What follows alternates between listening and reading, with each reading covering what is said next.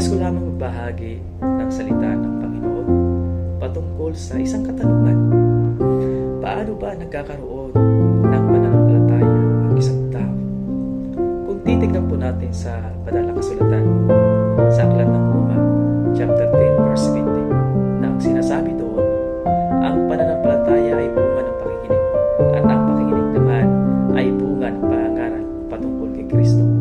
So maliwanag po sa itinuturo ng salita ng Diyos na nagkakaroon lamang ng pananampalataya ang isang tao kapag mayroon silang narinig patungkol sa salita ng Diyos.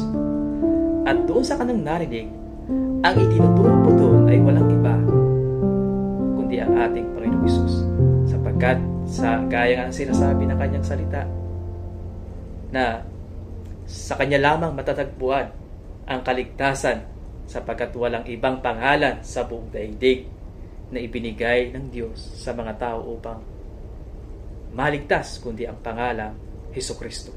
So maliwanag po na nagkakaroon lamang ng pananampalataya ang isang tao kapag tinanggap nila yung kanilang narinig at pinaniwalaan nila. So, yun lamang po. Maraming salamat. God bless.